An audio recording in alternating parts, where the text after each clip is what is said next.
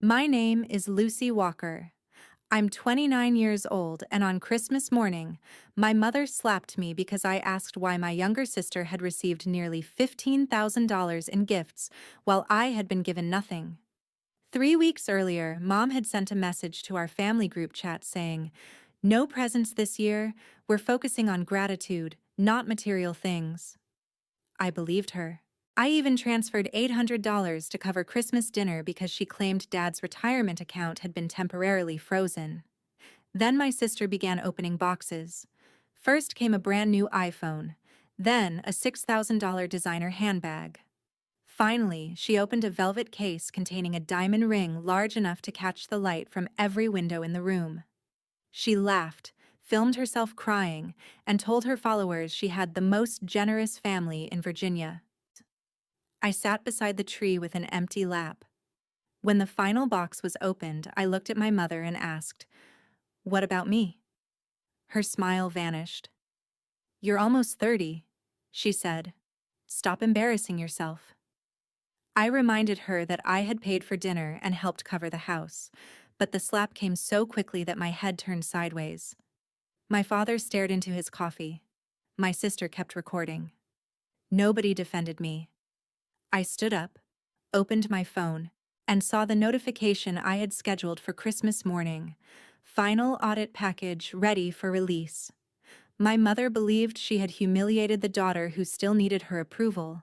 She had forgotten that I was also the woman whose money, credit, signature, and silence were supporting their entire lifestyle. Before I tell you what happened after I pressed that button, tell me where you're watching from and what the weather is like there. I want to know just how far this Christmas story can travel. For most of my childhood, my mother described my sister as the light of the family and me as the dependable one. Those words sounded harmless until I understood what they meant. Madison was allowed to shine. I was expected to keep the electricity running. She was 3 years younger than me, charming enough to make adults forgive her before she apologized. She could abandon a job, damage a borrowed car, insult someone at dinner, or forget an important birthday. And Mom would explain that she was sensitive, ambitious, overwhelmed, or misunderstood. When I made one mistake, it became proof that something was wrong with my character. At 22, I earned a degree in forensic accounting and began investigating financial irregularities at nonprofit organizations. I spent my workdays tracing fake vendors, inflated invoices, missing grants, and charitable funds diverted toward private lifestyles. I was good at identifying patterns because I had grown up inside one. Madison entered luxury real estate after dropping out of college. Her social media showed rooftop dinners, designer clothes, hotel suites, expensive cars, and carefully staged success. It did not show that Mom paid her phone bill, Dad covered her insurance, and I handled every emergency that followed when their accounts ran low. The requests started small. Dad needed a water heater.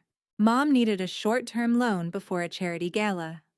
Madison needed money for a real estate licensing fee. Each time, Mom promised repayment and framed any hesitation as selfishness. "You're the stable one, Lucy. You don't have children. You earn more. Family helps family." By 27, I had become the invisible financial structure beneath their lives. I paid overdue property taxes, guaranteed the lease on Madison's luxury SUV, and organized the bookkeeping for Mom's nonprofit, the Heritage Women Foundation. I also opened an emergency business credit line after Mom promised it would be restricted to legitimate foundation events. My fiancé, Caleb Brooks, was the first person to ask why every family crisis ended with my bank account. Caleb was an architect who restored historic buildings. He never ordered me to cut off my family or pretended I was always right. He asked careful questions and waited while I struggled to answer them. We met during an investigation into a mishandled library restoration grant, and 2 years later, we were engaged. Caleb knew I helped my family, but even he did not know how much. I had never added it up because part of me still believed that if I became useful enough, Mom might eventually look at me the way she looked at Madison. The first warning arrived in early December when my banking app reported a $6,248 charge at a designer boutique in Washington, D.C. The purchase had been made using the emergency foundation card I had guaranteed. I called Mom immediately. She claimed the purchase was for donor relations, but when I asked which donor required a $6,000 handbag, she became defensive. "Not every relationship can be documented in a spreadsheet," she said. I reminded her that charitable spending had to be documented. She admitted she had used foundation money temporarily and promised to replace it after the next gala. When I demanded that she return the item, she accused me of caring more about rules than relationships and hung up. That evening, Caleb and I reviewed the account. The handbag was only the beginning. There was an expensive phone, payments to a private jeweler, restaurant bills, a car detailing service, and a transfer marked Brand Consulting to a company registered in Madison's name. The total was nearly $20,000. "Did your mother tell you about any of this?" Caleb asked. I shook my head. "Then stop looking at this like a daughter," he said. "Look at it like an investigator." I started with transaction records. Every charge carried a timestamp, merchant code, location, and authorization trail. The designer purchase and electronics charge came from the card assigned to Mom. The jewelry payment had been split into two smaller transactions, likely to avoid an automatic review. The transfer to Madison's company interested me most. MW Signature Living LLC had invoiced the foundation for digital outreach and donor engagement. The invoice claimed Madison had produced a 6-week educational campaign for young women entering the workforce. I checked the foundation's website, newsletters, board reports, archived pages, and social media. No campaign existed. The document metadata showed that the invoice had been created on Mom's home computer 2 days after payment was issued. Madison was listed as the vendor, but the file author was Diane Walker, my mother. She had manufactured an invoice to transfer charity money to my sister. On December 10th, Madison posted a private story showing a velvet jewelry box with the caption, "Manifestation works when your mother understands luxury." She deleted it 20 minutes later, but I captured a screenshot. 2 days afterward, Mom announced that there would be no Christmas presents because our family supposedly needed to focus on gratitude. I looked at the jewelry invoice while rereading her message. Caleb found me after midnight with 3 monitors open and a legal pad covered in notes. "You already know what happened," he said. I told him I knew only what the records suggested. He reminded me I did not need courtroom language with him. "She bought Madison Christmas gifts with foundation money and credit tied to my name," I finally admitted. "What are you going to do?" he asked. I wanted to confront her immediately, but I knew how it would end. Madison would cry, Dad would request peace, Mom would accuse me of jealousy, and everyone would discuss my reaction instead of their actions. Caleb told me not to give them an emotional response they could use. Give them facts. The next morning, I requested all invoices, board approvals, vendor agreements, and reimbursements associated with the emergency card. The outside bookkeeper sounded nervous and explained that Mom had told staff those records were being handled internally by Madison. I learned Madison had been listed as a communications consultant since October and paid $4,000 per month. The contract required 2 board signatures, but only Mom's appeared. Madison had received $12,000 before the Christmas shopping even started.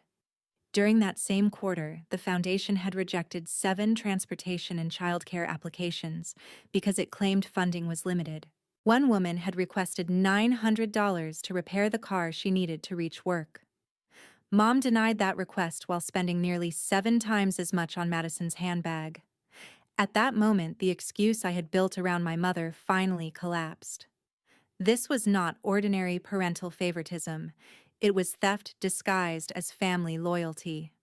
I continued digging and discovered that my parents' impressive Richmond home was not theirs.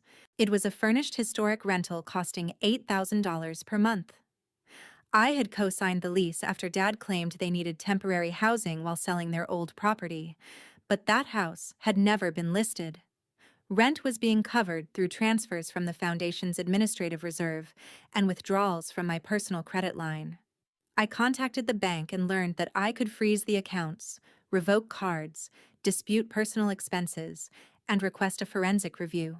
I did not act immediately because I wanted enough evidence to prevent Mom from claiming a misunderstanding. I contacted Dr. Evelyn Ross, an ethics specialist and member of the Foundation's board. I explained that I had identified restricted funds, unsupported vendor payments, and credit misuse totaling at least $38,000. She instructed me to preserve everything, prepare an encrypted audit package, and avoid using Foundation email. 3 board members were traveling until December 26th, so she could not assemble the full committee before Christmas.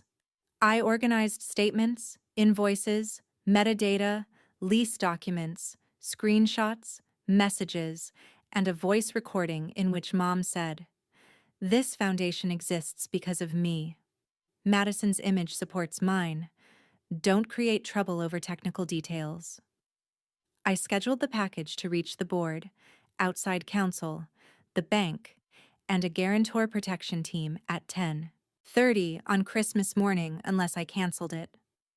"Why 10:30? Caleb asked. "Mom opens gifts at 10, I replied.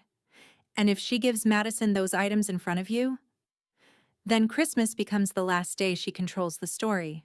Christmas morning began with Mom acting like a woman in a commercial. She wore a cream cashmere dress and moved through the rented house carrying cinnamon coffee in gold-rimmed cups. A fire burned beneath the stone mantel. Music played softly. Madison had already positioned a phone tripod near the tree. Caleb and I arrived at 9:45 with a homemade breakfast casserole and a framed photograph for Dad. We had respected Mom's no gifts rule, although I had quietly purchased practical items for 2 children sponsored by the Foundation's holiday program. Mom kissed Caleb on the cheek and gave me a quick inspection. "You wore black on Christmas? It's dark green." "Well, it photographs black." That was her first criticism of the day. Under normal circumstances, I would have spent the next hour wondering whether I should have changed. This time, I simply handed her the casserole. Dad was sitting near the window. Thomas Walker had once filled every room he entered. As a hotel executive, he could resolve staff disputes, negotiate contracts, and calm furious guests without raising his voice. At home, however, he had gradually surrendered every decision to Mom. He hugged me and said, "Let's have a peaceful day." Peaceful was the word he used whenever he wanted me to absorb an injury quietly. Madison arrived 30 minutes late wearing a white fur-trimmed coat and carrying nothing. She walked directly to the tree, kissed Mom, and asked whether the lighting was good enough for video. I saw 3 large boxes behind the armchair. Mom noticed me looking. "Those are promotional samples." "From whom?" She smiled. "It's Christmas, Lucy. Try not to audit the decorations." At 10:15, Mom announced that she had changed her mind about gifts. "Only a few small things," she said. "Madison has had such a difficult year." Madison placed herself in front of the camera. Dad stared at the floor. Caleb sat beside me, his knee touching mine. The first box contained the iPhone.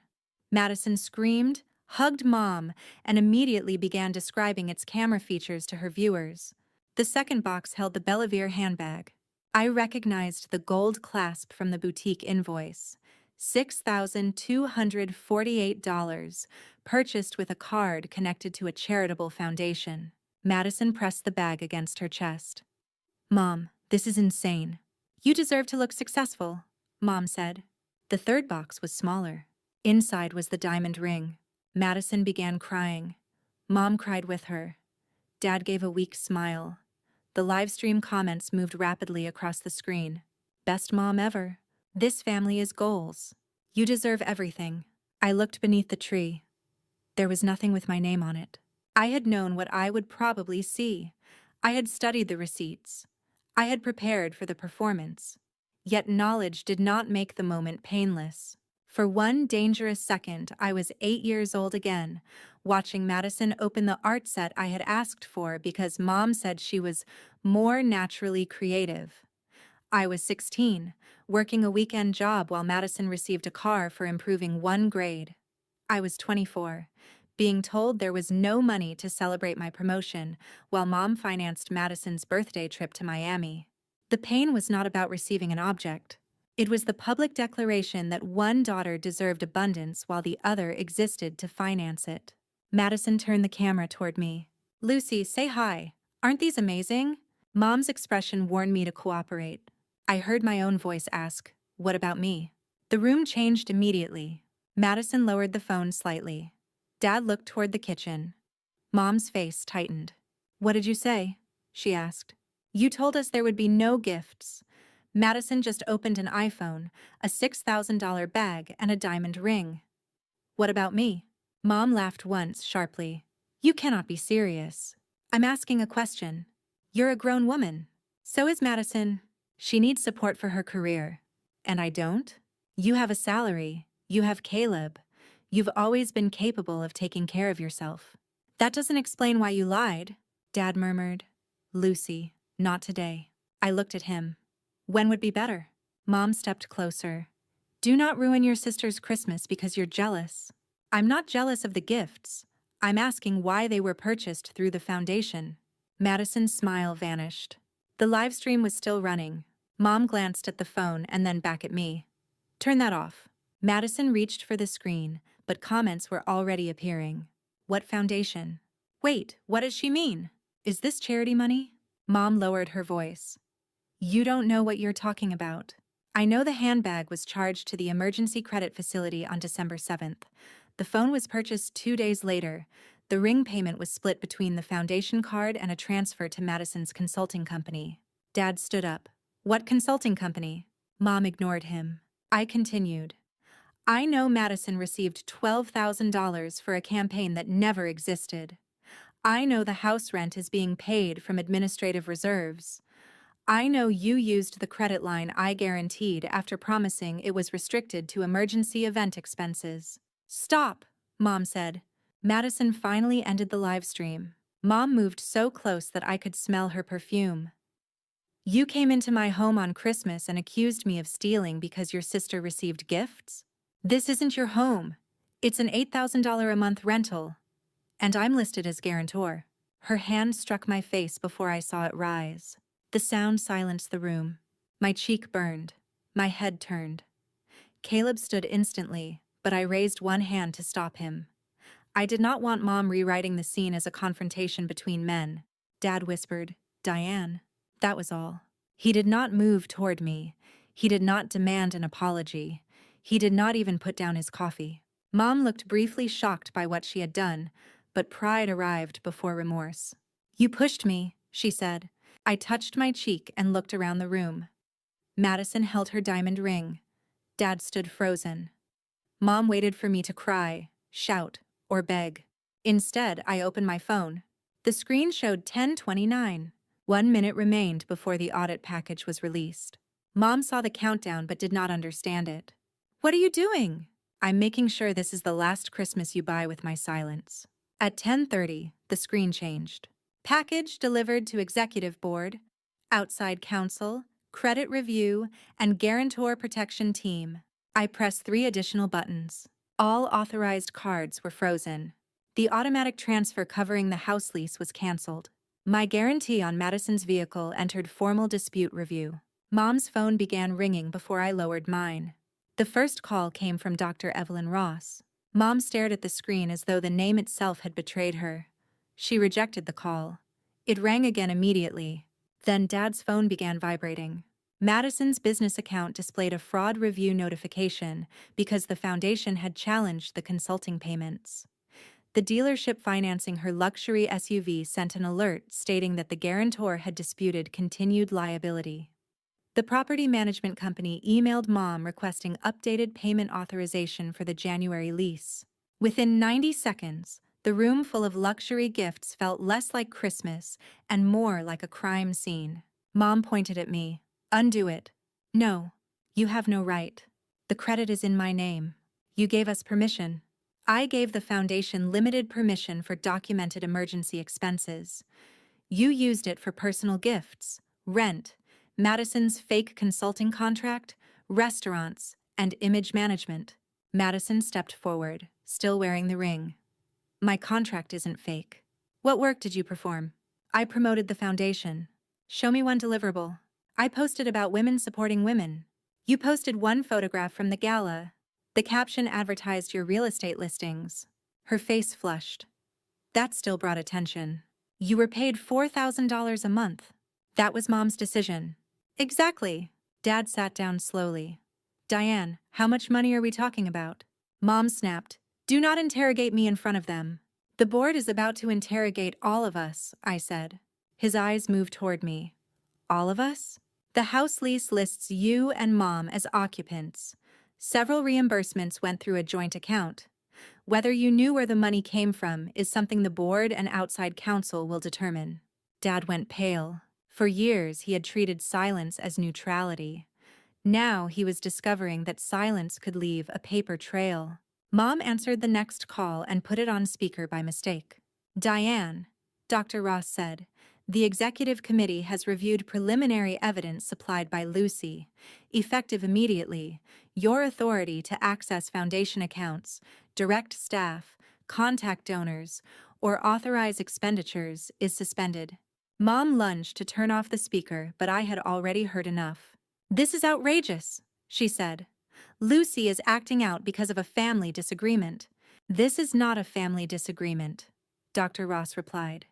The documents show unsupported payments to a company controlled by your daughter, use of restricted funds for personal merchandise, and possible misrepresentation to the board.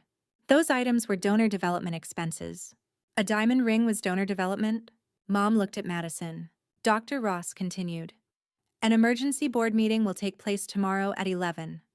Outside counsel has instructed staff to preserve all devices and records. Do not delete anything. You're taking the word of a jealous child over the founder of this organization? I'm taking the word of bank records. The call ended. Madison began crying, but unlike the tears she had filmed 10 minutes earlier, these were angry and uncontrolled. You destroyed everything, she said to me. No, I stopped paying for it. My clients saw that live stream. You left the camera running. You knew it was running.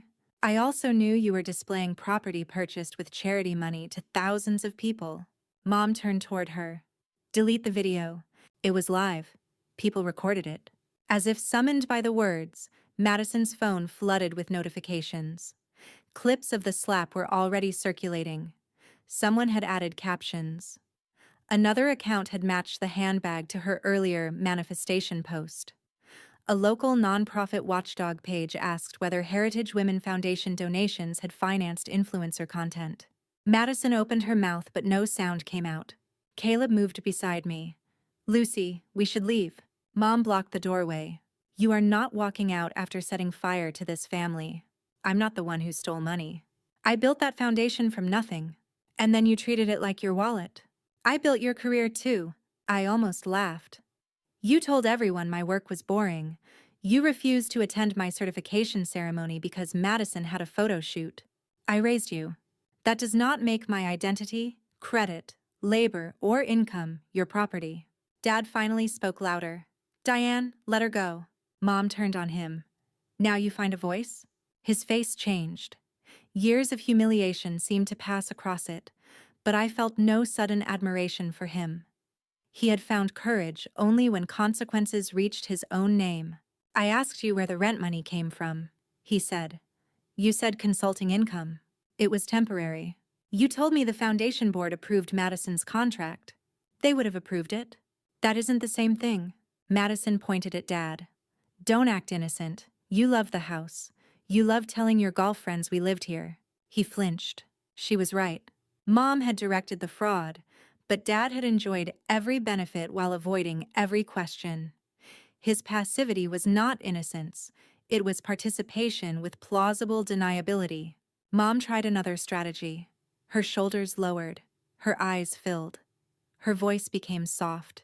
"Lucy, sweetheart, we can fix this privately." There it was. The version of her I had spent my life trying to reach. "I was under pressure," she continued. "The foundation needed visibility. Madison needed help establishing herself. Your father was struggling after retirement. I made imperfect choices, but everything I did was for this family. You slapped me." Her eyes moved away. "I lost control. You stole money from women who needed transportation and childcare. I was going to replace it." "With what?" She did not answer. I stepped closer, not aggressively, but close enough that she could no longer pretend not to hear me. "You did not buy Madison gifts because she needed them. You bought them because her image made you feel powerful. You did not ask me for help because I was loved. You asked because I was useful. Every time I solved a problem, you created a larger one because you believed I would protect the family from consequences. I am your mother. And I was your daughter. You turned me into your emergency fund." Mom's expression hardened again. "You'll regret humiliating us." "I spent 20 years regretting every time I disappointed you. I'm done regretting the truth." I walked past her. Outside, the December air struck my face. My cheek still burned. Caleb followed without speaking until we reached the car. Then he asked, "Do you want to go to the police?" I looked back at the glowing windows of the house I had helped finance. "Not about the slap," I said, "but I'm cooperating with every financial investigation that follows." My phone rang before we left the driveway. It was the bank investigator assigned to the disputed credit facility. I answered. "Yes," I said. "I can verify that the purchases were unauthorized personal use. I also have written restrictions, invoices, account records, and messages from the authorized user." From inside the house, I heard Mom shout my name. I closed the car door. For the first time in my life, I did not turn around. The consequences arrived in layers, each exposing what my family had hidden beneath gala photographs, designer clothes, charity speeches, and staged success. 2 days after Christmas, the board removed Mom as executive director. She claimed the purchases were promotional investments, but outside counsel asked her to identify the charitable purpose of Madison's diamond ring. Mom said it had been intended for an auction. The jeweler produced documents proving it had been sized for Madison before purchase. That lie destroyed any chance of a quiet resignation. The board referred the records to state charity regulators and issued a public announcement about unauthorized expenditures. Mom's name disappeared from the foundation website she had treated like a monument. The organization survived because Dr. Ross secured emergency funding and hired an independent accounting firm. I helped separate legitimate programs from Mom's personal spending, and the transportation applications previously rejected were reopened. 3 women received assistance within weeks. I refused payment because I wanted the money returned to the people from whom it had been taken. Madison's collapse was faster and more public. The live stream clip reached local news after online investigators connected her gifts to the foundation review. 2 luxury developers suspended their listing agreements. A handbag company canceled an influencer partnership. Her brokerage placed her on leave after discovering that she had invoiced a charity through an undisclosed company. Madison called me 43 times in 1 week. I answered once. She demanded that I release a statement saying she had not known the payments were improper. I asked whether she had performed the work listed on her invoices. She said she had intended to. I reminded her that she had already accepted $12,000. She accused me of wanting her to fail. "No," I replied. "I wanted you to stop making your life my responsibility." Then she revealed what she truly expected from me. "But you always fix things." I told her I used to. When she asked what she was supposed to do, I advised her to return the ring and handbag, repay the consulting fees, cooperate with investigators, and find work that did not depend on pretending to be wealthy. She called me cruel and hung up. The ring was returned 3 days later. The boutique refused the handbag because she had already used it online.